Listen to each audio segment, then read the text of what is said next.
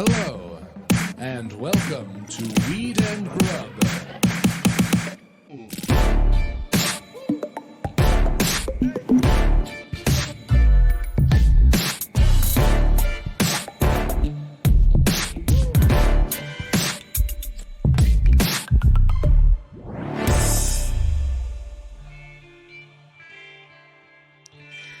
Did you hear about the TikTok shoe thief?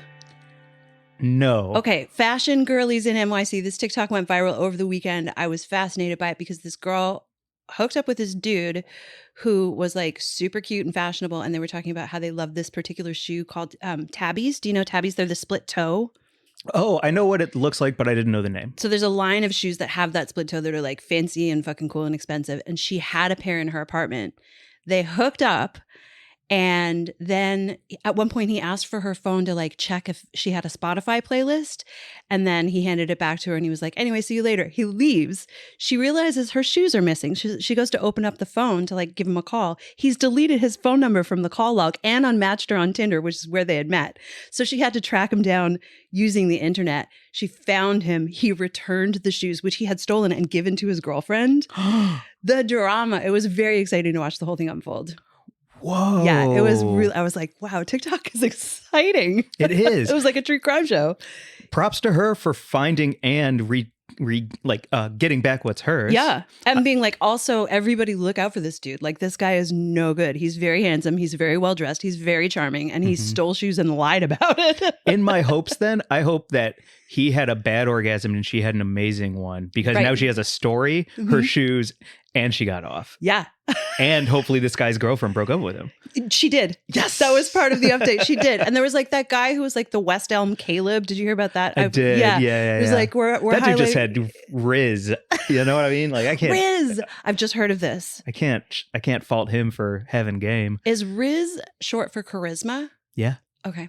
Absolutely. Thanks for explaining that to me, Mike. And way more charismatic. Right? Yeah. 100%. We're Awesome. back, baby. We're What back. up, Mary Jane? How's it going, Mike? So good. Welcome back to Weed and Grub, everybody. This is a podcast about comedy, Cannabis, cooking, culture, calling shit out, and Riz. and Riz. Yo. Charisma. Man, I love that story.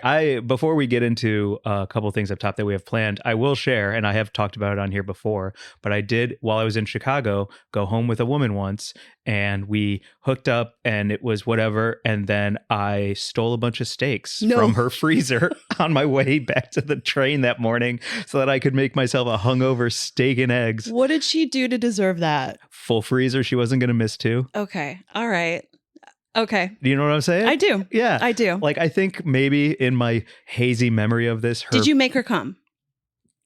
If not, she's a good faker. To the best of your knowledge. To my best of my mom. Okay. To the best of my... To the best of your mom? To the best of my... Holy. My momage. Eatable shit going on here up top. Oh, what up, Wendy? Oh. To the best of my knowledge, I did. Okay. And I think her family worked in the steak business or something. Okay. And so I was like, yo, I need a couple of those frozen T-bones for myself. Just slide it out of the freezer on your way out the door. But this is before TikTok and cancellation policies like this. So I absolutely could have been steak guy in another lifetime. Yeah, you could have. You know what I mean? Maybe you are in her circles. And now you just outed yourself and she's going to be like, Glazer, you owe me 2 T-bones. That's so savage. Oh, well, let's get to some celebrations while we're starting this up top. Yes. So big news. We have been nominated. Thank you, everyone who submitted us for this nomination as Cannabis Podcast of the Year at the EmJays Awards. This is a big deal. It's a huge freaking deal. We're up against some heavyweights too. Yeah, but I think our fans are better and I want to win. So truly, thank you all so much for going to our Instagram at Weed and Grub, going into our link tree, voting for us. And now that we have made it onto the actual list of nominees, vote for us again, please. We need to have you vote for us to win, and then we get to walk the red carpet in Las Vegas on November 30th at the EmJays, which are this amazing, huge International Cannabis Awards. This is the inaugural version. They're hosted by our friends over at the Fairchild, and it's going to be just like a big wig event. It's at MJ BizCon, and which I think is the biggest business cannabis conference in the world, if I'm not I mean, mistaken. let's say it is, whether or not. Thank you. Ooh, I love your attitude coming back. I came back from the summer being like, I don't care. Let's say whatever. It is as we say. Damn right. Let's create our own reality. So Cannabis Podcast of the Year would be a really nice banner to wear. I think we get sashes. Yep. I a think, crown. I think we get crowns. Archie gets a scepter.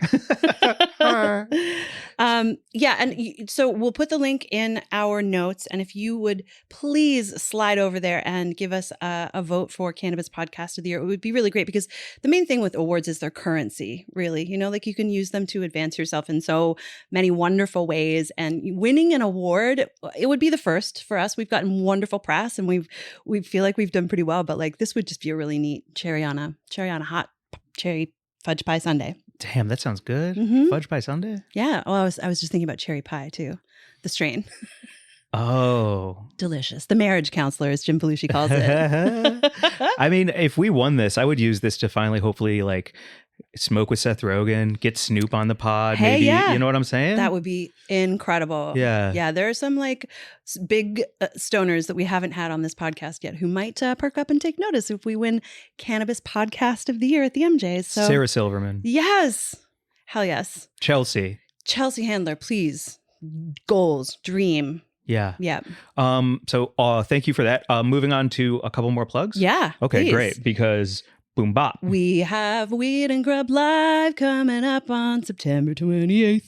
Boom, boom, boom. 7:30. You can check us out on YouTube if you want to see our gorgeous graphic that was created for this show by our friend Savannah.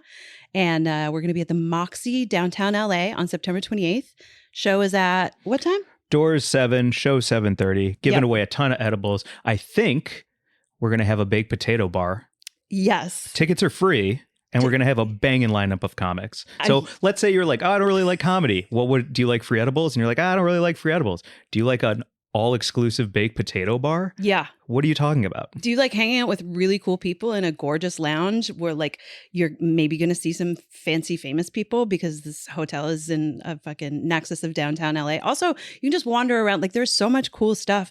Downtown is a very interesting place to visit. And I love hanging out at the Moxy because like just in the radius of the hotel, like smoke a joint after the show, go for a walk, get some noodles at Pine and Crane, you know? Yeah, exactly. So come to our Weed and Grub Live. It's a lot of giveaways, a lot of snacks, a lot of stand-up comedy, a bunch of surprises, some fun trivia with the audience. It's a successful show. Otherwise, we wouldn't be able to do it at such a fancy place. Yeah, we had such a blast at SF Sketchfest in February doing our Weed and Grub Live. We did. SF Sketchfest had a couple of notes. Yeah, they were like, you can't hotbox the theater. We didn't. Our fans did. They sure did. Yeah, so to do this Weed and Grub Live. And I did. Yes, you did. At the Moxy downtown, we have been asked to ensure that our friends and family who are coming to the show, we're all going to smoke outside together before and afterwards. It is a smoke-free event, but we will have edibles on hand. And it is going to be a fire lineup. And baked potatoes. And baked potatoes. Fucking A. Come on now. What's your baked potato topping? If you have your own baked potato bar, how do you go? Butter, sour cream, salsa, bacon bits. No cheddar cheese, no shredded cheese. Oh yeah, a little shred on there for sure. How do you feel about a chive? Love a chive. How do you feel about a jalapeno? No jalapeno for me. Chili? Nope, I don't like chili on top of shit. Oh, really? Yeah, I've never been a fan of like a chili dog or any of that kind of stuff. Or like chili mac, the spaghetti at like a Steak and Shake? What? Oh, man. When we go to St. Louis for Weed and Grub Live, Okay. I'll take you to Steak and Shake. Okay. And I think it'll change your life. Steak and Shake is magical. They have great burgers. I know I'm a smash burger skeptic, but they have a great steak burger. Their milkshakes are second to none. And they have chili mac, which is like spaghetti with chili on it. And then you can add a bunch of different toppings. Okay, I definitely have to try this. Super Midwest. I'm ready. My mind is open. Yeah. I'm ready. My mind and my gullet are open. So you really only like chili as its own standalone bite? I love a bowl of chili. Like when we went to the Malibu chili cook-off and we just tried a bunch of different kinds of delicious chili in a bowl, great. But like as a topping on other things, like a chili dog, I feel like it's just a weird, I don't want the sort of texture of the chili with the pop of the dog. Do you know what I'm saying? Yes. It's like a textural thing for me. It's not necessarily I have a problem with the flavor combos, but but I just want to eat chili on its own and not as a topping, because as a topping, it kind of reminds me of puke. Ew, I can see that. Yeah, when you're walking down the street a night after, like a Sunday during brunch, and you can see all the puke on the street from the night before. It's a lot of chili. It's a lot of chili. Yeah. Yeah. Well, but wait, you've never, maybe this is like a Midwest pour kind of a thing where you buy like, at Aldi, a thing of noodles and a can of chili and a can of Velveeta, and you just mix it up and eat that for like a full day's 3 meals. You've never done like chili with spaghetti before. I've done Frito pie. Isn't that the same thing where you just like rip open a bag of Frito chips and do chili and cheese and stuff in there? I think you're trying to associate yourself with something that you've never had by thinking of something tangential. Burn. Because a Frito pie It's has true. like onions. Like there's so many. A Frito pie is so different than a chili mac, in my opinion. I've never had any of the things you're talking about, and I have no idea what any of it is like. So Understood. I'm So your open. baked potato is Butter, sour cream, salsa, chives, cheddar, bacon. bacon bits. Bacon bits. That's nice. I'd be right there with you. Sometimes the salsa gets a little soupy when it mixes with the sour cream for me. It gets you love that little like wet kind of runoff? I do. A tributary of sour salsa? Yeah. Sliding around the... I had a Southwest Cobb salad the other night that was just like a slop of salsa and sour cream and cheese and beans on top of some wet lettuce, and I slid it all around and slurped it up. Loved it. I think you'll love it, chili I was also mac, very then. stoned. And it was perfect. That's awesome. Yeah. I think I have come around because I'm trying to eat a little lighter now, especially because being on the road, sitting so much, Oh my God. being in airplanes, like if I eat like I'm on the road, I'm just going to get really fat, out of shape. My shows are going to suffer. So I'm trying to eat lighter, but God damn it. I had one of those salads the other day where I could have picked all the ingredients up and like formed them into a solid sloppy ball because it was so wet and sticky with all of the dressing and condiments and ingredients and sunflower seeds that I absolutely could have like rolled it into like an apple and ate that salad. I wouldn't be against a salad ball. Yeah. I feel like someone could launch that business. Salad Balls Inc. I love it. Instead of a bowl, a ball. Mhm. It's environmentally friendly. You're getting rid of the dish. You're just eating. It's like softball shaped. Yep. I can see it, especially Great. because you already have like a chicken Caesar wrap, right? Yes. And you have a chimichanga, which is just a fried burrito. So why not fry your salad? Or just like wrap it in a big piece of wet iceberg lettuce and then just hand it to the person. Like what is that called? It's a wrap, but Yeah. it's salad that's wrapped. And it's in the shape of a ball. So glad we're back. And you have to be very high to enjoy it. Come to Weed and Grub Live downtown at the Moxy, September 28th, 7 p.m. doors, 7:30. We'll put the link in the show notes. It's free. Please come. It's going to be a lot of this and a lot of good comedy. And if you ever see our new pop-up at the state fair, the line is going to be short. It will probably not be sold out of anything. So No, they're doing. Do you see those two fucking weirdos over there trying to sell salad balls? next to the funnel cake and the torpedo potato. Yeah, and the like giant hot chocolate chip cookies, fucking delicious. The salad balls are a no-go. Let me tell you that. But we could try. Okay, a couple more shows. Oh man. For me, September 20th at the Comedy Store, September 30th at the Hollywood Improv. And I think by the time this drops, I'll be back from the road with Joe Mandy. But hopefully those shows were great too. Fantastic. That's so exciting that you're going to those. Where are you going with Joe? St. Louis, Chicago. Fuck yes. And then we are in Oakland. That's right. We're going to be at the Oakland Psychedelic Conference September 15th. We're going to be there for the weekend. I think we're performing the night of the 15th. Yeah. And then you have your own show coming up. Yeah. I've got a My Sandwich, My Choice show on October 5th at a spot in Venice called Little Lunch. And details are still coming together, but it's going to be 6 p.m. doors. And we're going to have sandwiches and speakers and comedy and like some vendors. And, a lot of the hopefully attention and proceeds will go to a reproductive rights organization. And yeah, it's just like a fun way to get together and, like shine some attention on the fact that, rights are being rolled back around the country since Roe v. Wade was overturned. And so we need to keep shouting about it and funneling money to the organizations that are trying to help people access abortion care. Awesome. So, but it'll be a fun night. Yeah, It's it gonna be will my be. sandwich, my choice, and we're gonna serve sandwiches, and it'll be a blast. Man, I love that all of our shows are basically like, come support, get involved. There's going to be a charity element most likely, and we will have free food Yeah, and great weed. You can't miss. you can't miss. All that's going to be in our link tree, yeah? That's right. Cool. And speaking of fun shows and events that raised money for a good cause, Bobo, Yeah. the cat, my guy, our guy, your guy, we lost Bobo this August on August 5th, and you had a show at the Comedy Store that raised $666 in Bobo's name to go to a pet charity, and that was Best Friends really Charity. cool. Yeah. Best Friends Charity. Perfect number. Just a hellion number for a hellion of an animal. Yeah, if you're watching our YouTube, you can see how gorgeous and fucking ferocious that cat was. Would you share a couple Bobos? Like, actually, before you do, could I just share, like, to clear the air a bit, because there was a bit of confusion at the Comedy Store.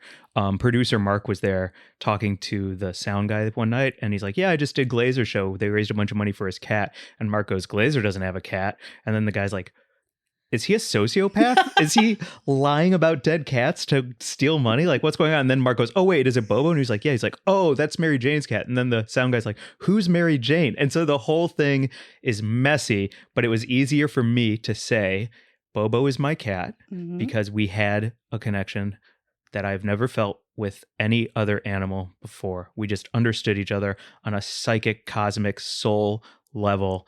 And for me to always explain when he passed that he's your cat, but he's my cat because we were intertwined like that, gets messy very quickly. So one, thank you, Mary Jane, for allowing me to call him, my guy.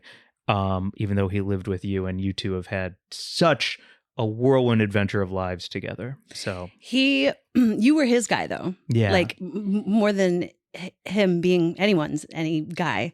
You were his guy. Like, he really didn't give a fuck about most people.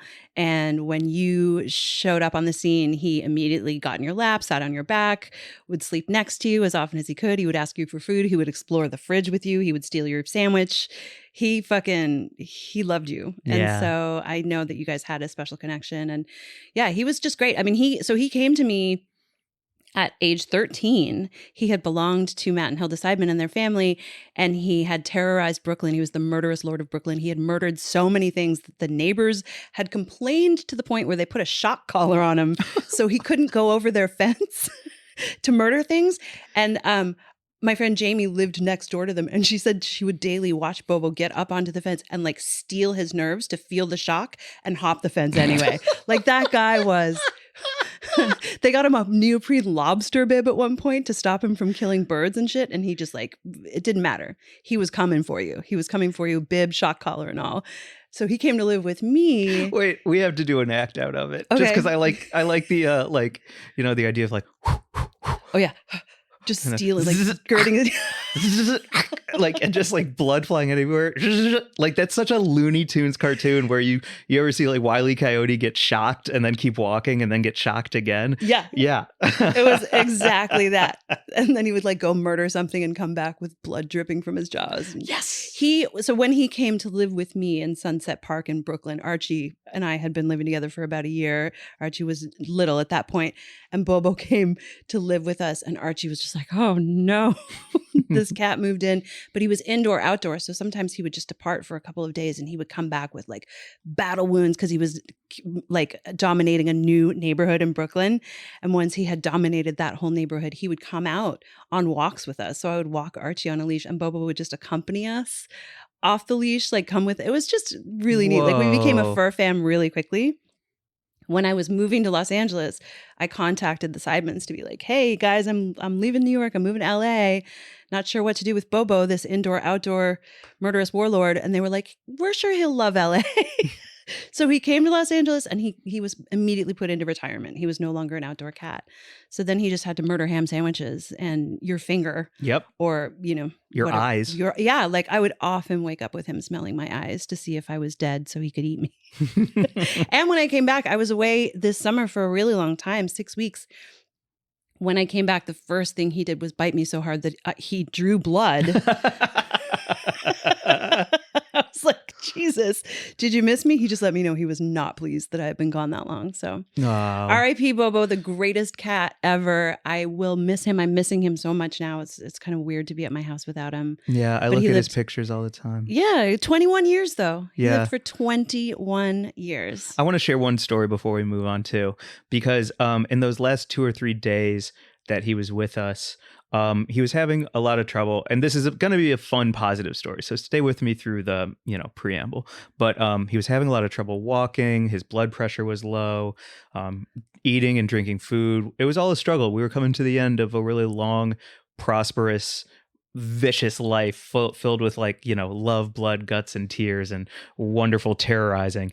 And so he was having trouble walking, and I was helping him walk to what I thought was to get a drink of water or to use the restroom. But instead, with his last steps and his last strength before he was all tuckered out, he walked past the pee box, he walked past the food, and he immediately walked to Archie's bowl and just started eating all of Archie's food. He was like, one last fuck you, dude. And I was like, that is my kind of guy who what's your last meal? Somebody else's stuff, just because I got to get one more win in, and that's a victory. And I just loved that so much. And it just, I don't know, class act. I love him. He was relentless. Yeah. Yeah. That's it. He's a good fucking guy. Yeah. So shout out Bobo. Shout out Bo. Fuck yes. He used to love to look in the fridge and see what was in the oh my God. Okay. Can I move on from Bo to a different topic that has been troublesome for me? Oh, yeah, of course. I can't buy a certain food anymore because when I open the freezer, if I had any of it, I would just have to eat all of it. Whoa. It has become my kryptonite. Isn't that a fun picture? That we pulled up when I said I was going to talk about food kryptonite? Yeah, I was like, I typed in hot superwoman kryptonite. That was this the first is me one. on my knees in front of my freezer when I have, okay, the Haagen-Dazs churro ice cream bars dulce de leche. Do you know about this shit? I've never fucking heard of this. I was randomly in the CVS about a month ago. I just got back from Portugal. Bobo had just died. And I was sad as fuck. And I was like, I'm at the CVS picking up some fucking face cream and shampoo or whatever. I might as well go over to the ice cream section and see what's going on. And it was on sale. They're $3 to a box. It's Haagen-Dazs churro ice cream bars dulce de leche. Do I need to say what that is? Do you understand what it is? It's a lot of words and they're all foreign. So, I wouldn't mind a little bit of explanation. It's a churro ice cream with dulce de leche swirls and a caramel coating that has crunchy churro pieces in it. Christ.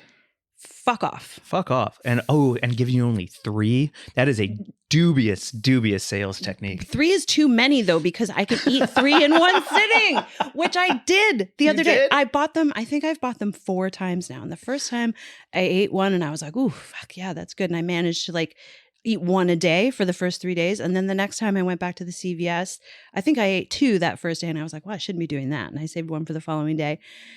The last time I just ate all 3 in one sitting while watching Marcella on Netflix.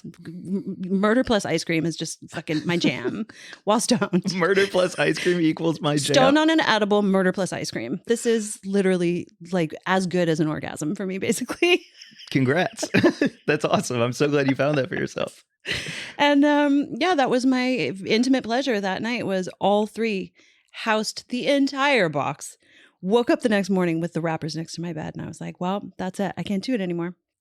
Damn. Can't do it. And the CVS is, I don't want to dox you, but you could make it there. They're like, oh no, here she comes. Well, this is the problem though. I just discovered that they sell these at the Smart and Final as well in bigger boxes. Ooh. So I'm just avoiding the ice cream aisle for now. I'm off ice cream for a minute. Really? Yeah, my body got super abundant this summer, and I gotta, it's fall time. I gotta slim down. Okay. Yeah. That's so good to know that that's your kryptonite food, though. Do you have a kryptonite food? I do go in waves. Yeah, definitely. Let's hear it. I for a while there, especially this summer, and actually right around the bow time too. Okay. A frozen pizza with a pint of Ben and Jerry's. Wow. And I would just get what's your pizza? That goes between, this is so bougie and gross, but there's one I really enjoy from Whole Foods. It's an almond flour crust, and I can't remember the name. Great. Oh yeah? Almond flour crust. Holy fuck, dude. Are you from St. Louis? Yeah. Okay. I'm about to have emos too. Okay. But yeah, it's an almond flour crust. Uh-huh. It's great. It's a nice size. All the toppings are like, Because you do well with good. gluten-free, right? You feel better? It's helped my eczema. Okay. It's helped my guts. So that's legit. It's legit. Okay. It's real shit. But also, these things are like $12.99. Wow. For a frozen pie. But I get that. Look, I've talked about it in stand-up. I'm not going to do the bit. Come see me at a show, and then I'll do it. But my move is I put the frozen pizza in the oven, 425 or whatever, and then I put the Ben & Jerry's on top of the stove for the last like 6 minutes of cook, so that as that's done, I can pull out the pizza and the Ben & Jerry's is perfectly melted so that I can take little sips of the ice cream while I eat the pizza. Milkshake style. And because it's Ben & Jerry's, you got your swirls, you got your clusters, you got your goo, you got your brownie bits. Wow. And so that's my like kryptonite combo meal. For sure. Fuck yes. With a joint. Look at this. Look how much I've been smoking out of this stupid thing. My little personal pipe just covered in we can clean resin. this for you. I have a way to just clean this. Super easy. What is it? It's just vinegar and baking soda.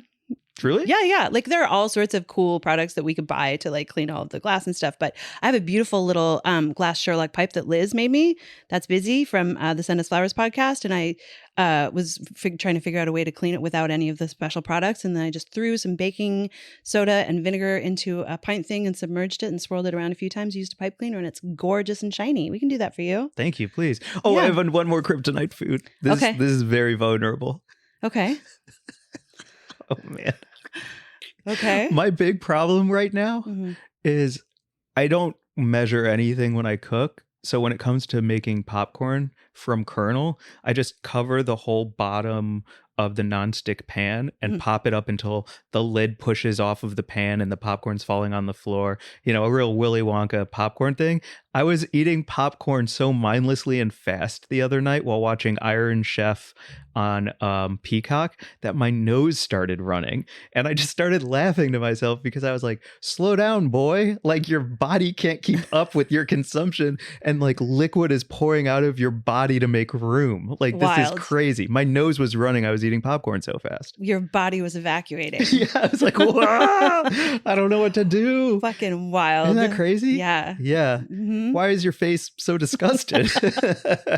Well, speaking of kryptonite, maybe this is a good place to shout out our Galaxy Treats, which are a freaking awesome brand that is hemp derived. They're made in the USA. They don't make your nose run. And they are third-party lab tested.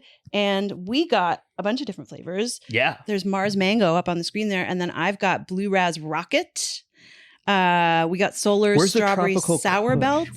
What are these? The Tropical Kush gummies. These are the Solar Strawberry Sour Belts. Hell yeah. Oh, I love a sour belt. Way more than like a what are those sour candies? Not sugar daddies. Garbage Patch Kids? Not Garbage Patch Kids. Sour. I don't know. Sour Patch Kids? Sour Patch Kids. Garbage Patch Kids. That was Kids. Garbage Pail Kid. No, Jesus, we're getting all I mixed love up. sour belts. Yes. Sour belt is like my candy move. And that's not going to make your nose run. It's not. When this you're is awesome. Watching a movie. Solar Strawberry from Galaxy Treats. This is the one for me. Awesome. Yeah. They're offer a selection 100% hemp derived, delicious way to relax, unwind, and chill. All their products are manufactured in the United States from industrial hemp and are third-party lab tested. Third-party lab tested is fantastic, and you can check out everything at galaxytreats.com.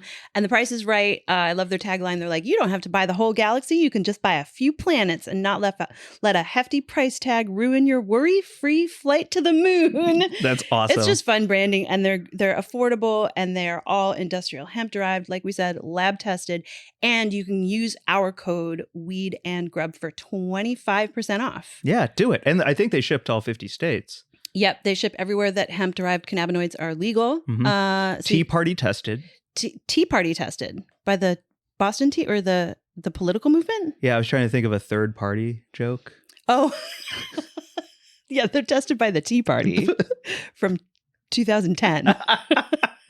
Galaxy Treats, tested by the Tea Party. Tested by the Tea Party. No, they're awesome. Check them out and use the discount code Weed and Grub, all one word, for 25% off. Yeah. And also thank you for sponsoring this up. Yeah, thank you. Shout out to our sponsors. If you enjoy our podcast, please check out our sponsors because they help us keep doing what we're doing. Yeah. Is that a good place for the news? Man, it is, but I don't know enough about this news story to know if it's good or bad. Okay, it's interesting. It's complicated. Okay. It's being reported all over the place that the Biden administration is considering rescheduling cannabis from Schedule 1 to a Schedule 3 drug. And so I just pulled up a bunch of information from an article on Politico.com about it. And I kind of just wanted to read through it because it is a fairly complex issue and I don't want to get any of the facts wrong. So I'm actually just going to do a little reading here. Can we go slow? Yes. And please ask questions. I will. Then we're also going to throw up a graphic to that helps me understand it a little better too, because it's a thorny issue. So the Biden administration's Department of Health and Human Services is recommending that the DEA loosen federal restrictions, but has not advised that it be removed entirely from the Controlled Substances Act. So it's been listed as a Schedule 1 drug on the Controlled Substances Act since the 70s. And that Schedule 1 means that it has no medical use and a high potential for abuse. And it's listed along with like LSD and heroin. So basically, do you remember last November when Biden came out and did that whole brouhaha of like, we're going to review federal marijuana policy, and he issued the pardons for like low-level marijuana offenders? Part of what that whole thing was also having this like year-long federal review of cannabis and its schedule on the Controlled Substances Act. And so now the health agency, the Department of Health and Human Services, says that they want the drug moved from Schedule 1 to Schedule 3, which would be the biggest change in federal drug policy in frickin' decades. Well, that sounds good to me. It does. And a lot of people are very, very pro this. However, it would keep it scheduled as a drug, meaning that you would have to be a pharmaceuticals maker or a drug company to be able to access legally making this. It would still have it under the purview of the Controlled Substances Act. It would still be a controlled substance. Is alcohol or anything like that? No, alcohol is not, and tobacco is not. Okay. Fucking great question. So, Schedule 3 drugs are categorized as having, so Schedule 1 is like no medical use, high potential for abuse, LSD, heroin, and cannabis.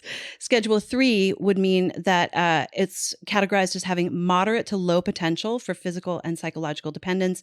And that category includes ketamine and anabolic steroids like testosterone, for instance.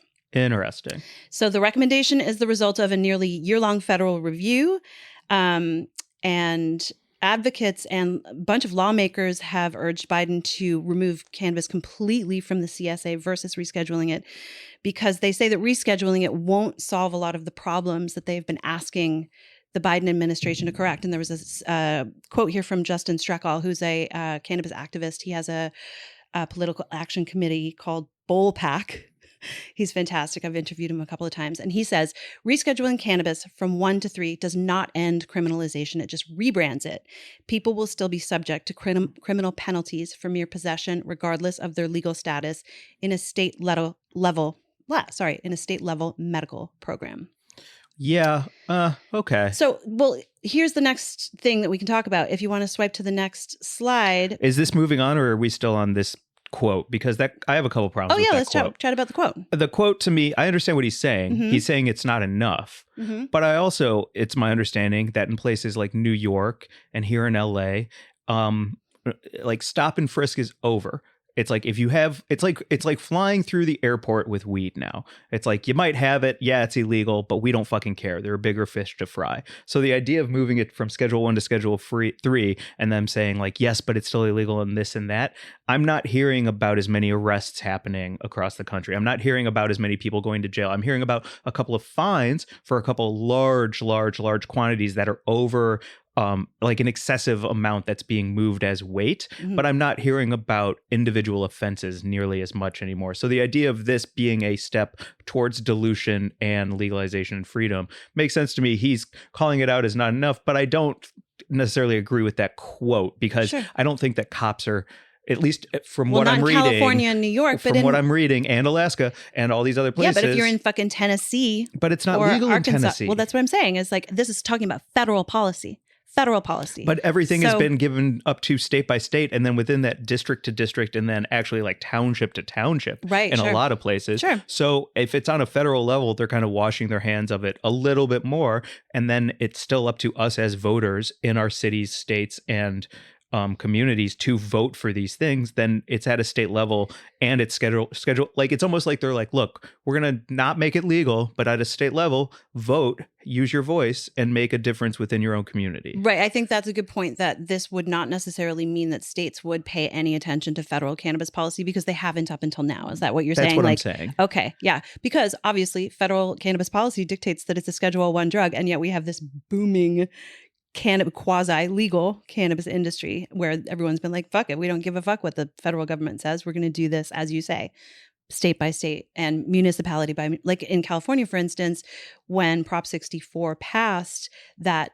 legalized cannabis for adult use at the state level, but then there were all of these municipalities that said, no, we don't want it. So there's like something like 70% of Californians who don't have access to legal weed because their towns and townships said no. There's so many. I think we were in Oregon where we had to drive. We were doing a gateway show in Oregon, or no, it was Colorado, and we had shows in Denver, Colorado Springs, and Fort Collins. And in Colorado Springs, we couldn't buy anything because it was medical, and the rest of our venues in all those other cities was rec. So we could just go to the dispensary. And in Colorado Springs, we're like, oh, it's medical here. Right. Oh, what do we do? That's the funny thing. It's so piecemeal and patchwork and way like too big for one federal policy to come in and just regulate everything all at once. So can we just show the... Sure. So Brian... I just wanted to call that out because it's like, Yeah, I feel you. So Brian Box Brown is an amazing cannabis activist, advocate, and cartoon artist who does a strip called Legalization Nation. He's coming out with a book this fall, I believe, actually, of Legalization Nation strips. And his stuff is so great because it's, comics as activism. It boils the issue down. It helps you understand it. It helps you talk about it. And this particular strip that he just came out with was about this rescheduling. So he says, in a weak move that helps almost no one, the Health and Human Services Secretary has recommended moving cannabis from Schedule I to Schedule III. The entire Controlled Substances Act, and particularly cannabis's place in it, was based on racism, not science, as we know from the Nixon aide, who has admitted on the record to saying that they created it as a way to control populations, especially people of color and the hippies who were against the war. Yep. So we know that the Controlled Substances Act and the reason that cannabis is Schedule I has nothing to do with science. It's truly about racism and controlling people. Right.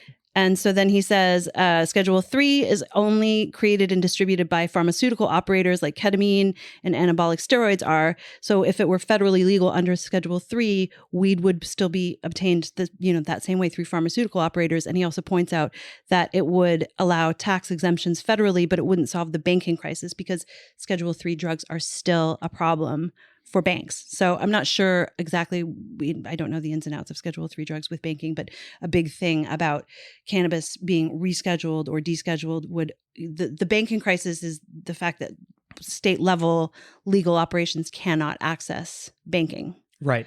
Okay, there's a lot to unpack in those two slides. So I just want to move a little slower if you don't mind. Sure. Because the first thing when you were reading about moving it to Schedule III, where it can be distributed by pharmaceutical operations like ketamine is, if you get ketamine treatments, or anabolic steroids if you're in a Marvel movie, anything like that.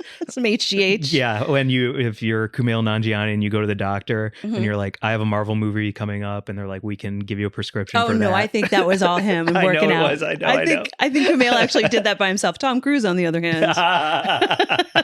Kumail was on Doughboys actually talking about how he doesn't really want to ever do that again. Right. He was writing down all of his food, and he was like, it was a hard habit to break. It was cool. It was cool to hear him openly talk about how tough that was and what it's done to him physically and mentally to prepare for that role. Yeah, you can develop disordered eating. Yeah. In an interesting way, right? Yeah. I don't know if that's what he was saying, but I can only imagine. Like, he was using his words carefully. Being in tip-top shape like that and writing everything down can also lead to, I guess, slippery slope, right? So the thing I wanted to bring up about how it's how this says that it's for pharmaceutical operators, my first thought was like, we are headed towards a federal legalization where all of the lobbyists and all the politicians are working towards how big of a piece of the pie can we get? Because we do know there are articles and journalists out there writing about how what are those huge pharmaceutical companies that are trying to patent terpenes and patent like molecular structures of cannabis so that they can be the people who own the rights to like linalool and stuff like that. Sure. So moving it to Schedule 3 is absolutely for big business and huge capitalism. Big and the pharma. fact that Amazon no longer drug tests and they're going to be a massive shipper once interstate travel is allowed between farms. Like all of this Schedule 3ing, yes, maybe front facing, they're like, we're doing it. But absolutely on the back end, it does sound like it's for big pharma to rake up billions, if not trillions at the end of the day. It would open up profits legally for federal entities like big pharma, for sure. And crush mom and pops even further. Yeah. Crush small business to the point of you can't. So to get into the banking crisis, not only can you not put your money safely in a bank from your legal business and you have to carry cash and you're getting robbed every other week and you're having to pay so much for security, not to mention all the taxes and all the new taxes that we're adding all the time to just eventually squash you as hard as we can. But now we're moving it to Schedule 3 to allow these trillion-dollar industries to pick up what's left and control all of it. Yeah. And, we can't put the genie back in the bottle. There are all of these massive state and, multi-state operating cannabis companies that have at this point staked their claim in these markets, these massive markets, California, Florida, New York, Oklahoma, Michigan, Illinois, that you can't put the genie back in the bottle with any of them and say that, now you can no longer conduct business with this legal under state law cannabis operation that you've created. Like they can't just shut all of those down, can they? I guess we don't know. We don't know. And the prevailing thought is that this is definitely going to happen. It will be rescheduled, that Biden will do this ahead of next year's election in order to drum up some goodwill amongst the marijuana movement. And then it's interesting because when you read all of the op-eds, like if you go over to marijuanamoment.net, which is where we've gotten a lot of our news from, there's a very pro this move op-ed from someone who is in the cannabis industry. But I think that, again, people who are like high up in corporate cannabis might see this as good because it will make it easier for the big players who have the money to come in and work with it. But like you say, the mom and pop and the small farms who can't afford to work within the regulations that are already happening at the state level. And this is just going to put more regulations on them to regulate it as a fully new, like you can't just hop in and all of a sudden like operate under pharmaceutical laws. Yeah. I hope truly what my biggest hope for all of this is that because there's so much distrust, I feel like, in the government right now on both sides, Democrat, Republican, whatever your alignments are, whatever your views are, I think there's a deep distrust within the government. And then how the opioid crisis was, again, completely manufactured. And there was a couple slaps on the wrist for decimating like San Francisco, for instance, like, it's like all. And so my hope is that people, when this goes federally legal, I was just in Alaska and people are wearing shirts that say Alaskan grown with pride. People are shopping from Alaskan shops. People, like, you have your big chains there, you have your Starbucks, but everybody with pride and for each other is shopping locally and Alaskanly. And I think that if when these pharmaceutical companies that you can go to your Rite Aid and get your blueberry kush or whatever it is, instead you don't, and you get it from the store next door. Yeah. And you kind of don't trust the pharmaceutical company to do you any good. You definitely don't trust the pharmaceutical company to grow fucking straight fire or good weed. You go to the traditional market. I mean, that's so much of what we're seeing here in California. The people who, for those who know and really actually care about great cannabis, they are not buying it legally. Yeah. The people who are with the incredible genetics and who are truly still moving the entire industry movement forward with developing like all of the new strains and really into just what the plant actually means as a plant and as a substance that they truly fucking love. And they don't see it as a commodity and a way to make a bunch of fucking money, or they do see it as a way to make a bunch of money, but they're certainly not fucking paying taxes and regulations on it. Sure. That's the illicit, the traditional market is strong. And it's because the people who really care about weed, a lot of them never got regulated. So they're going to continue operating outside that. And so what is the government going to like ramp up the drug war again against the tradition? Like, it's just so There's no interesting way. to see.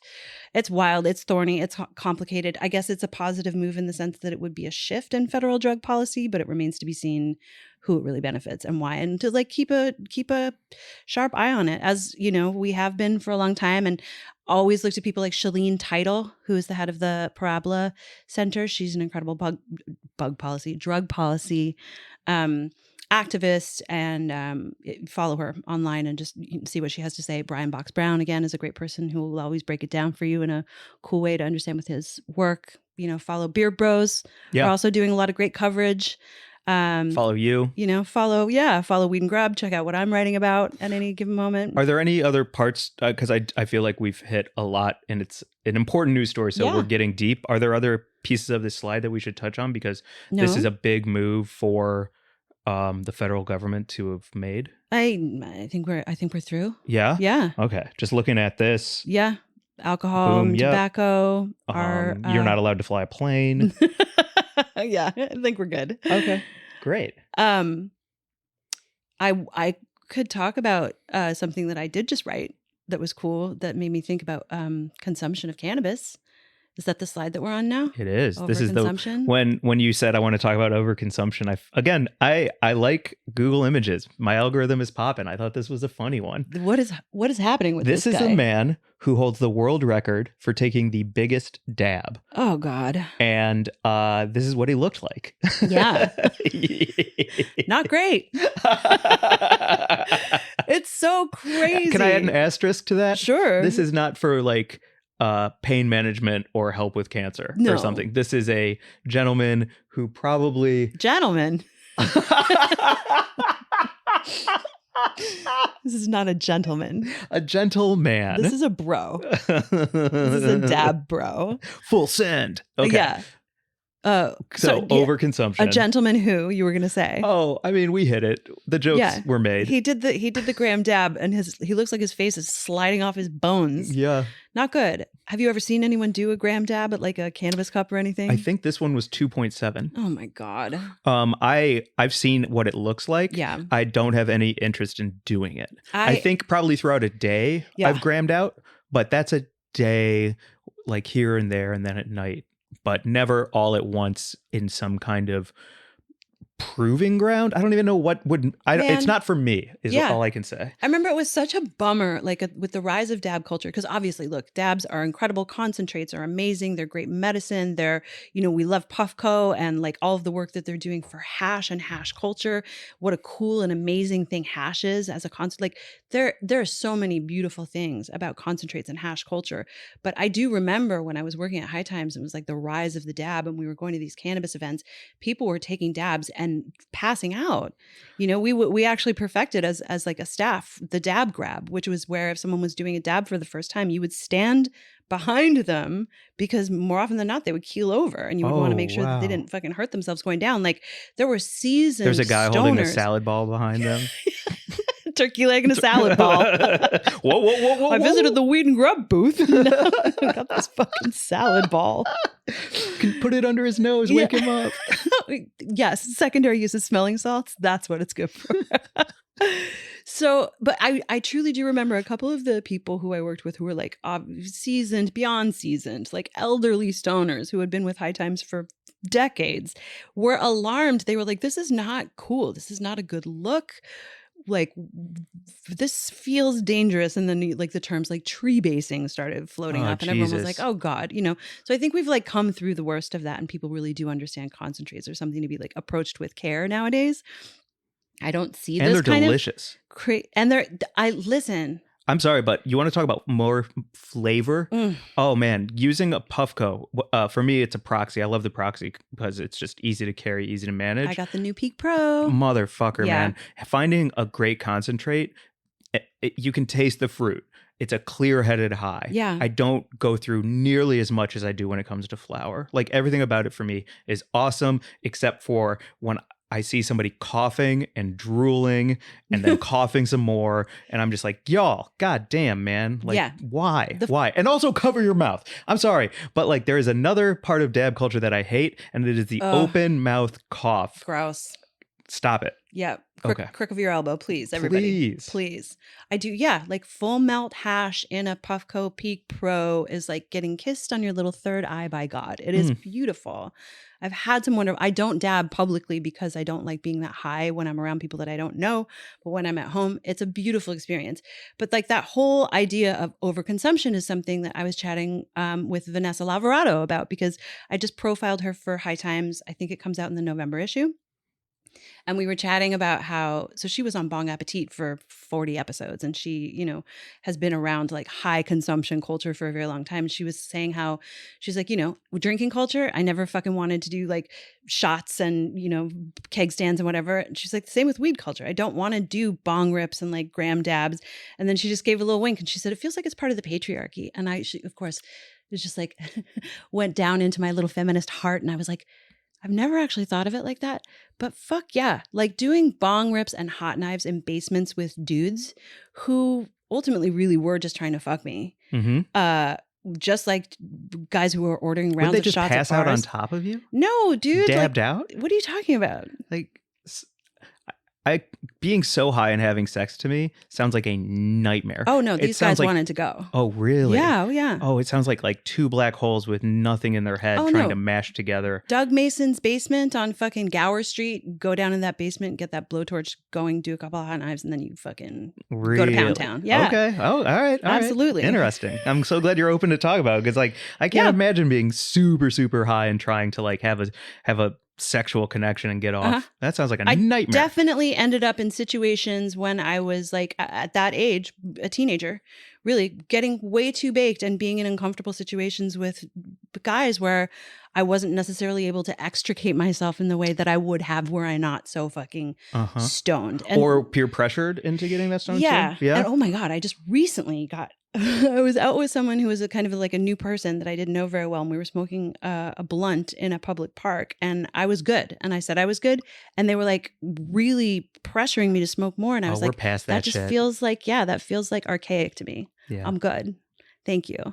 So anyway, I just thought it was really interesting that Vanessa, who, you know, obviously can hang with, you know, the greatest stoner. I mean, she's made her reputation of like making incredible edibles that are fucking high dose and feel great. But she was like, let's stop this with the overconsumption or the need to like, you know, match up, stay in like, because I really do. I had a very weird sort of like series of experiences where I was like working Cannabis Cups and I was living in the house with all of these like hardcore stoners. And I've never been a high dose person or a high tolerance person for anything. Small amounts of everything affect me a lot. Except Haagen-Dazs. That's right. I'm a high dose Haagen-Dazser. But like I like, you know, this from getting any substance with me, like any of the various things that we've enjoyed when together. We've tried Molly, I was like, all right, put them all in my mouth. And you're like, I'll have a corner of one and then go from there. I was like, that's a better idea. And then it's fun. And then you can maintain, and then you can titrate, and then you can have like an experience where you feel like you're not out of control. I love eating a handful of mushrooms. I'm not going to do that in front of a bunch of strangers. I'm going to do that when I'm safe and I'm in a place where I really want to have that experience in a safe blah. So the overconsumption part, being part of the patriarchy, I just thought was such an interesting. I was like, it does really feel like that is something that is, you know, it's the pressure from the men, you know. And like I've definitely talked to a lot of female stoners about it who are like, yeah, I just never really liked smoking until I started smoking with groups of women. Yeah. And then I realized I smoked less and felt safer and could enjoy the whole experience more. So I love that. Overconsumption is a part of the patriarchy. Well, also there was that part in the Barbie movie when they were all on the beach. Yeah. And they were singing, I Want to Push You Around While I Will. And it was Ryan Reynolds. And then his nemesis, Simu Lee. Mm-hmm. And then the third guy was taking those dabs and coughing all over her and drooling into the sand. Do you remember that? I got to watch it again. Oh, maybe I saw a director's cut. Okay. You were over at Greta's house? Yeah. Yeah. Awesome. I agree with that. I agree with that wholeheartedly. We're past it. Stop it. We're past it. I made a little sandwich. I made a sandwich video about it, and my friend Lucy commented, being a ladette, she's English, and she was like, being a ladette is so 90s. And I was like, yeah, trying to like hang in that way where you're like just one of the guys.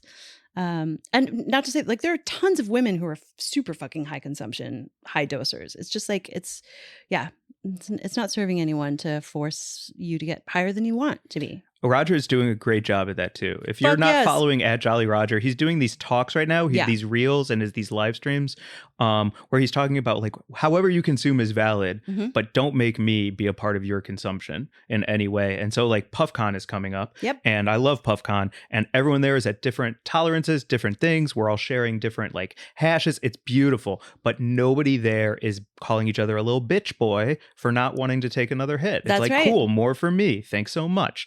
Yeah. He's created a culture that is forward thinking and not this like old bullshit way. So. And he's done it in this beautiful way. I totally agree with you, where it's hash education for the culture and the people who actually care about cannabis and hash, marrying it with this great technology to allow you to have an experience where he really wants the tech to almost disappear. So you're just like in conversation with the hash or the concentrate itself. And he's not trying to talk to people who don't care about weed. Like that's part of the whole, like he's not trying to like move into like the soccer mom contingent or like, try and appeal to like the fucking athletic world or what. He's like, no, I care about hash. I come from a community that cares about hash and cannabis. I developed these products for people who care about it. And look, he's built this it's worked. It's working. He's built this fucking empire. So yeah. We have a lot to get through, but we haven't recorded in months. So let's this is a 5-hour episode. I don't give a fuck. Hey, Joe Rogan, you like that, you little bitch? Ooh, calling Joe Rogan I'm a calling bitch. Joe Rogan a bitch. Jesus, Until he puts me in an arm bar and separates my shoulder from the rest of my body like Jax in Mortal Kombat 1. Wow, you're a real feminist ally nowadays, Mike. I don't know about that. Okay. What are we moving on to? Have you heard of this sandwich? Okay, let's talk about it. it. Have you heard of this sandwich? What is it called again? Tell me. The Big Mac. Where did you see this? I was in Alaska flying from Anchorage to San Francisco, and there was a line outside the McDonald's, as there always in every airport. But the very idea that they need to promote the Big Mac, and the way they're promoting it is by saying, as featured in The Office, U.S., Coming to America, Seinfeld's The Boyfriend, Space Jam, and Loki Season 2, The Big Mac. The Big Mac. Have you heard of this sandwich? You sent me this picture when you were waiting at that airport because I think you were bored and you needed something to do. And you sent it to me. And then we ended up having like a full-on 20-minute fucking text thread about it because I was like, what the fuck are they talking about? The Big Mac as seen in Loki Season 2. Like it just felt like one of those situations where they take a very famous person to try and sell like some second-rate CBD fucking brand. They're like Willie Nelson promoting, Face Smash. You're like, man, I know what Face Smash is. Who's this guy? Yeah, who's going? What do you as seen? Also, the Big Mac as seen in Seinfeld, The Boyfriend. That episode, I looked it up. That episode came out in 1992. Why the fuck are you promoting a sandwich that the entire planet has heard of as being linked to an episode of a very good show that's 31 years old? There are now 2 generations that have been born. Everyone in that McDonald's was born after that episode came. Coming to America, that came out when I was a child.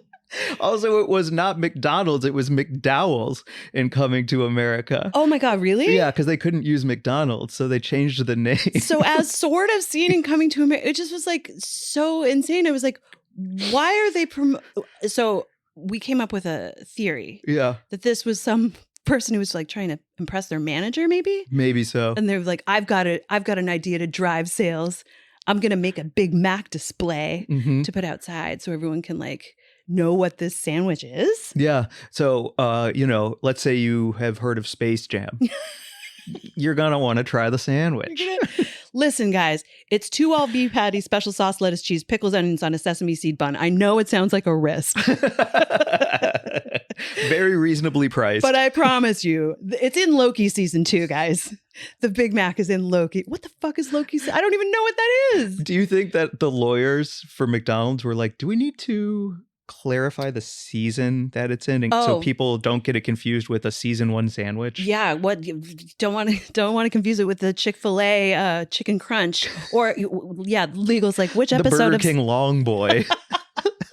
Which episode of Seinfeld specifically? Yeah. Because we can't have it be confused with the soup Nazi. Right. Yeah. Get out of the line. Yeah. Legal's like, We'll run it by our guys and we'll get back to you. Yeah, when they got sued because that woman spilled hot coffee intentionally all over herself and sued them. I don't think it was intentional. Oh, okay, good. But either way, they were like, we're not going to get dragged in court for Seinfeld without clarifying. This is truly unhinged. I don't know what's going on.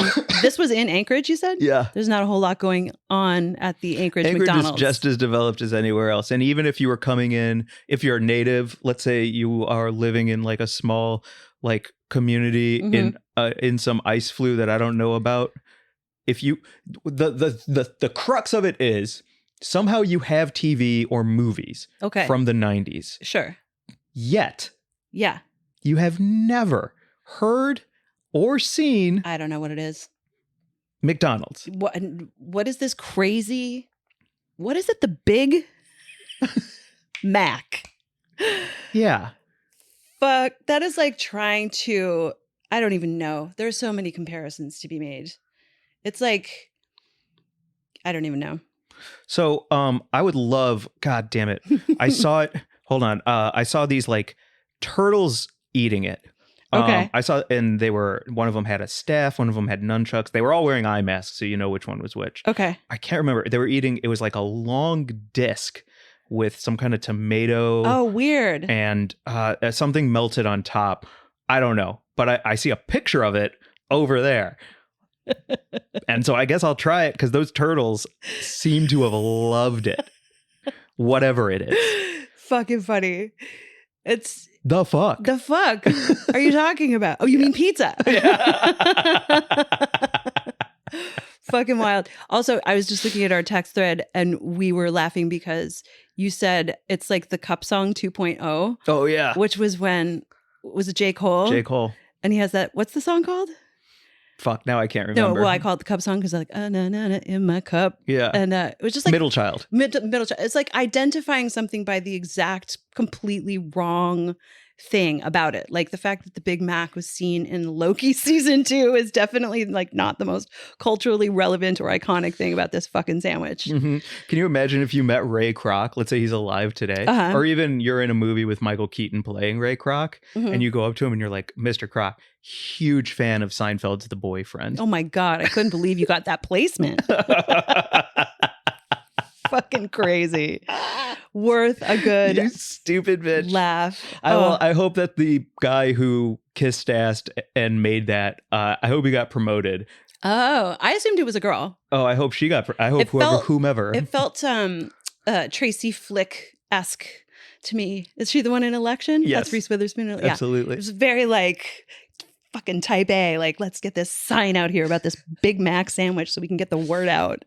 Oh man, what is the percentage of people who know what the Big Mac is versus know that The Office was a UK show before the US? The crazy thing, The Office, the US version, shout it out right here. Nobody in the US knows that there was a UK version of The Office unless, you know, you're a smart person. But like just generally people who watch, well, that's mean to say, but like just people who watch TV don't know or care at all. Yeah. And also the US version was way more popular and a bigger deal and went for way longer and was a better show. It was a better show.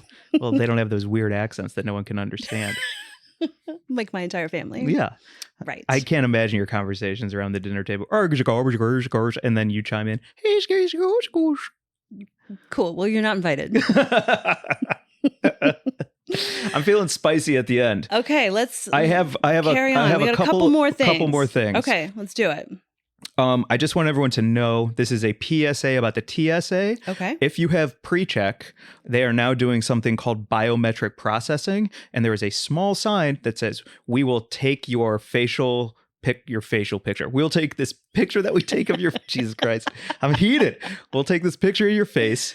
And then we will use the data and use it not only across government boards for like facial recognition systems, but the biometrics will be used in all of these different ways that you're not privy to. And all it is a picture of your face. And they call it, they say the reason they want to take these biometric photos of you during TSA pre-check instead of just checking your ID like normal and what you signed up for is because they're trying to do away with unnecessary conversations and transactions with the TSA agent between you and them to save time. They're also using your picture to train AI to like fight humans. Fuck yeah. And take away your privacy so that just like in China, they've got those little facial recognition cameras in the corners. And if you dodge them or cover your face, the cops will arrest you because I didn't know about that. There's no privacy. And so like look it up and they will literally like come up and say you have to take off your face covering when you cross these intersections so that the cameras can identify you. That's the law. Remember when I profiled that dispensary that fucking flopped so fast and they were trying to get people to take their hats off when they came in? Yeah, the guy with the Glock said, hey, relax, take off your hood.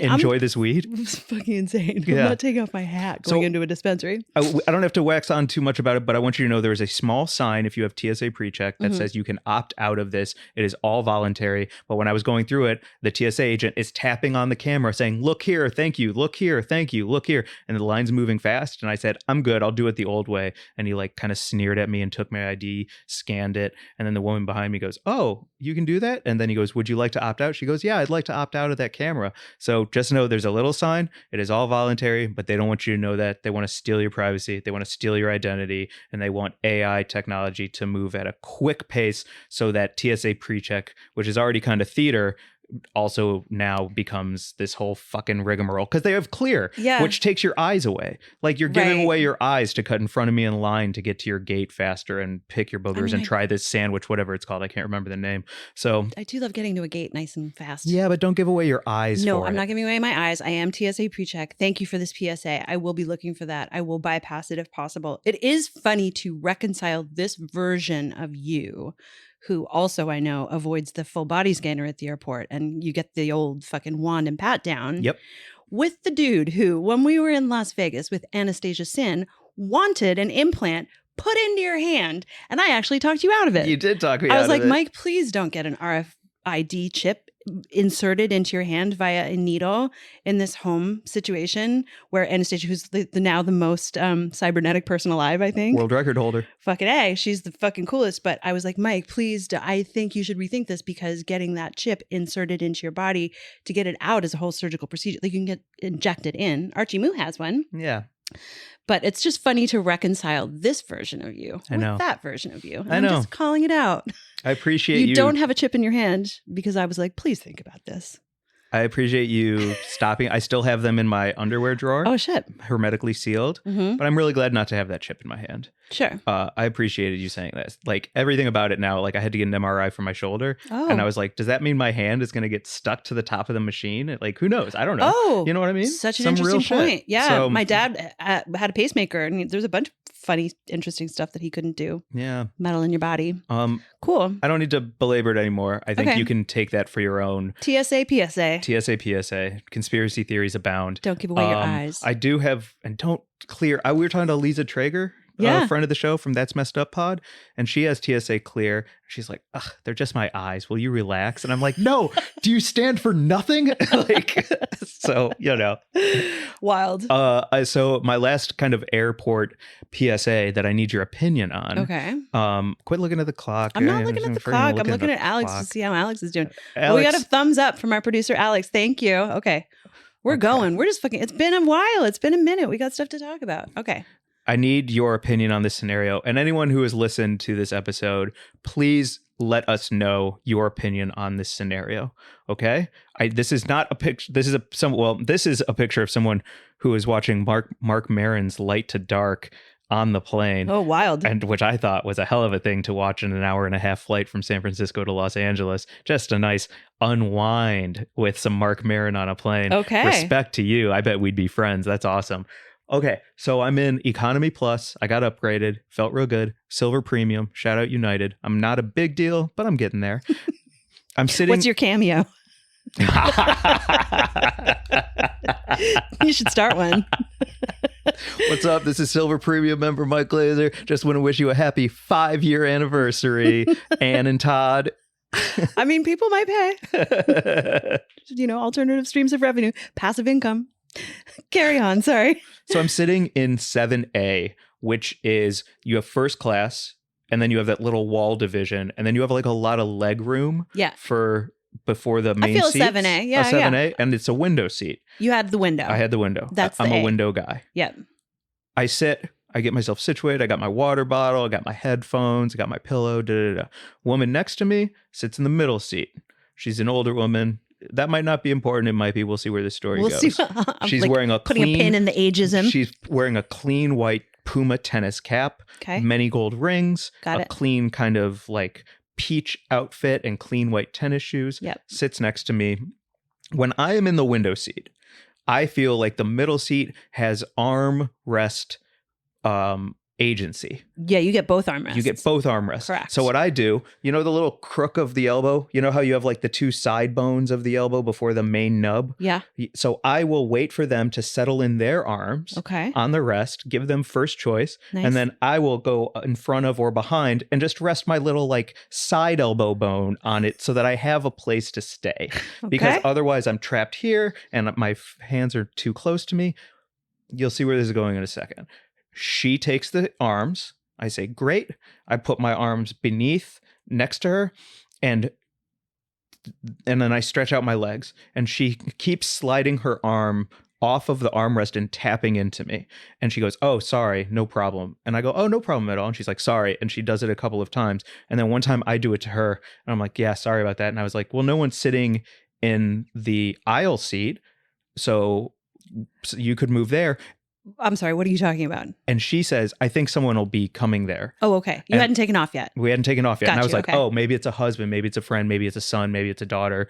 Lesbian whatever lover. it is. Lesbian lover on a secret tryst in San Francisco, whatever it is. And I go, oh, she must know that there's someone else boarding. We start pulling out of the gate. And she stays in the middle seat. Psychopath.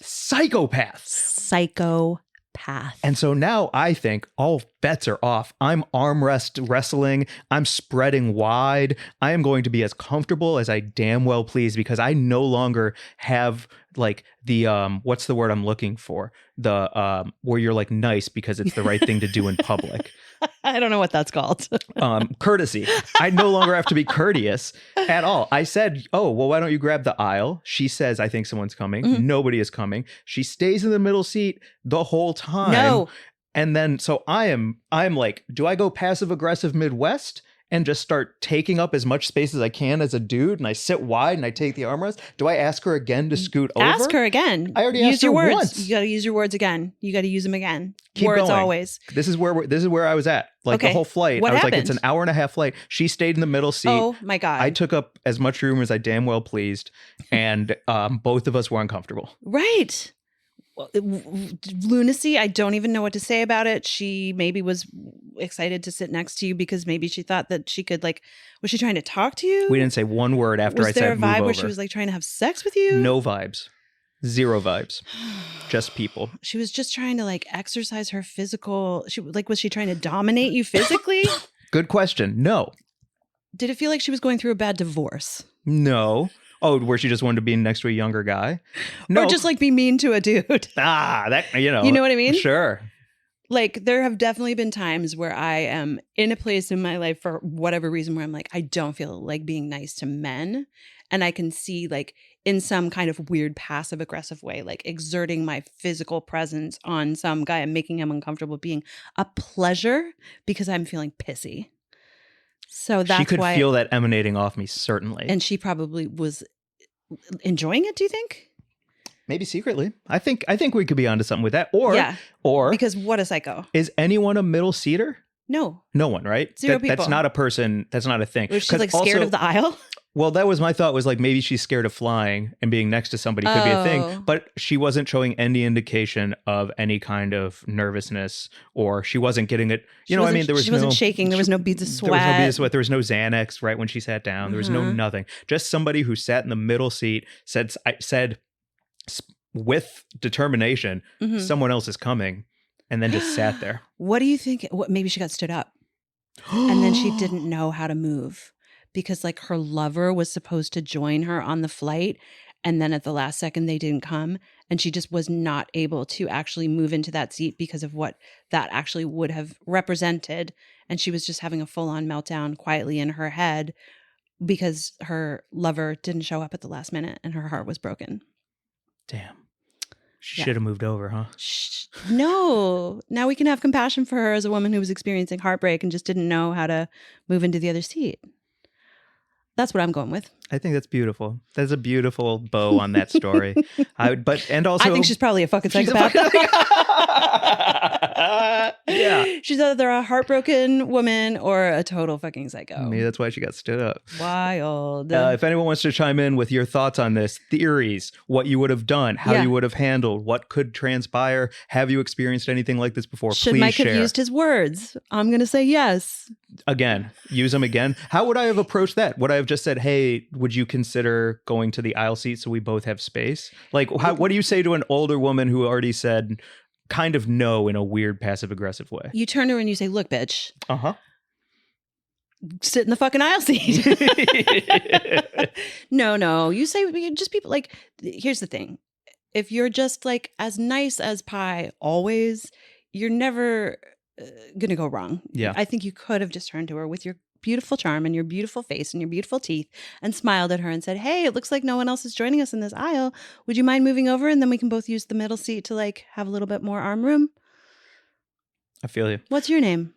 Oh, I don't want to get that far. That's crazy. Because on the way there, I know we have to get to Buzz of the Week and things, but on the way to Alaska from San Francisco, I was in the same area, but on the other side.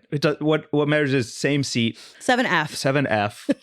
And but I had the whole row to myself because it was on the way to Anchorage. It was a pretty light flight, and a dude spotted it, waited till we pulled out, walked up from his bad old seat, sat in the aisle, and we used the middle seat for all of our snacks and electronics. And I was like, this dude fucking gets it, man. Full on. Yeah, the patriarchy is great when it's like used to. Nope, not going down that road with you, Mike. Not doing it.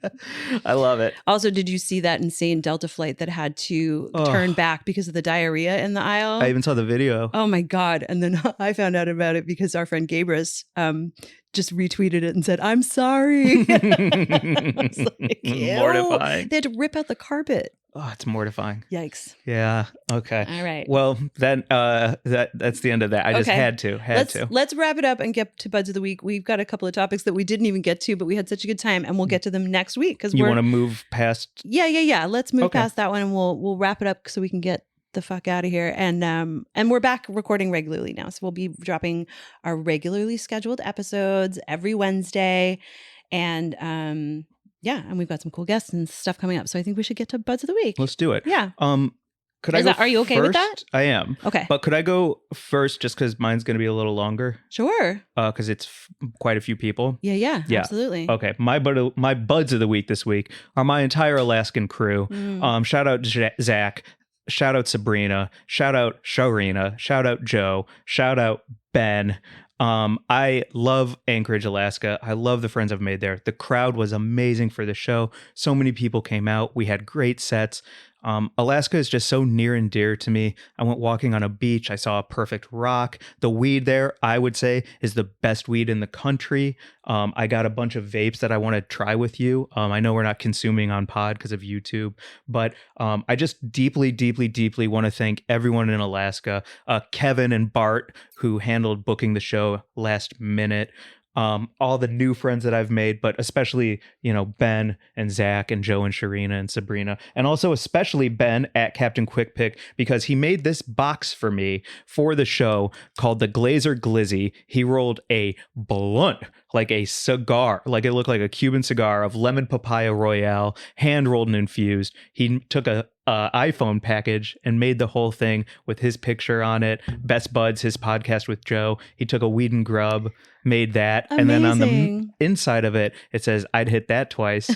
And so there's pictures of that on my Instagram too. It was a blunt. The whole crowd stayed after. And his blunt got everyone high. And we all just hung out smoking outside Coots together as like a real community. It was beautiful. Fun. And so I just want to shout out, especially Ben, for that kind of thoughtfulness and everybody else. But like, it meant the world. Yeah, that was so cool. Watching your Instagram stories and seeing all of the, like, you went to the state fair. Oh, I saw the world's biggest cabbage. I saw the cabbage fairies. Shout out to the cabbage fairies. The old generation of cabbage fairies from the state fair. Front page news, they are now passing the torch on to the newer generation of cabbage fairies at the state fair. I tried fried peaches for the first time. Ooh. They were incredible. I tried spinach bread. I bought some local clothing from a guy who started selling it out of his car. And because Alaskan supports their own, now he has a brick and mortar. Like, good deep, fucking real people who look you in the eye and mean what they say. You saw pig races? I saw pig races. Shout out Hamela Anderson, who won.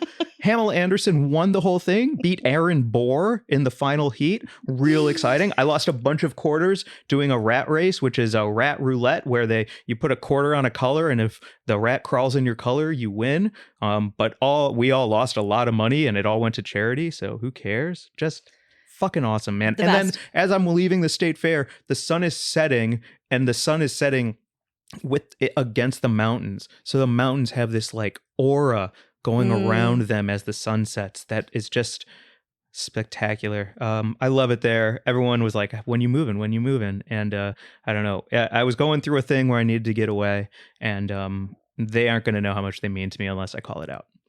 Awesome. Yeah. Alaska. I really enjoy hearing you develop your fucking love and relationship with Alaska, because I know it is just such an amazing place. And I think it's so good for you. Yeah, it is. You know, it's Yeah. like it's good for you as a human to go to places like that and just be in those spaces and be able to breathe and get away from the insanity of the places that most of us live. Like, I'm at a point in my life where I'm starting to really make good friends for the first time in my life. I've always had like one or two good friends, but I've never had friends, you know? And so I'm no longer going to Vegas, getting a room at the Cosmo, staying in there, drinking vodka, Red Bull, and eating popcorn and watching all of Billions on Showtime as a getaway. Like, that's not a healthy getaway to just go eat Momofuku alone and lay in a Cosmo hotel room for 3 days. Sure. No, you go to Alaska and you hang out with friends. Community. And it's fucking beautiful. That's awesome. Yeah. So glad to hear that.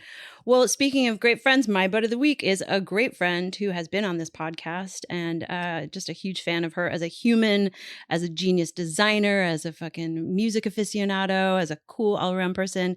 Jordan Wanamaker is launching a brand called Salad Sprinkles. They're at Eat Salad Sprinkles on Instagram, and they're toasted breadcrumbs that you sprinkle onto your salad in place of croutons. It's hashtag no more croutons. And it's so fun. She and her business partner, who I think she went to design school with in Savannah, have come up with this whole business plan, and they're launching this food product, and hopefully it'll be available for all of us very soon. I'm getting samples in the mail this week. I'm so excited. And you like sprinkle them on your salad, you put them on your pasta. They're just like fucking shit. Evidently they're even good on desserts. Oh, I bet. The way like vanilla ice cream with olive oil. Yeah. A little bit of toasty savory breadcrumbs. Yum. Deliciousness. Anyway, it's super exciting because she's just so cool, and she's always thinking of like interesting fucking cool ways to enjoy food. I have a great time every time we hang out and we eat together. She's just one of those fun, when you eat with someone who truly loves eating, and it's just like that's in and of itself its own communion.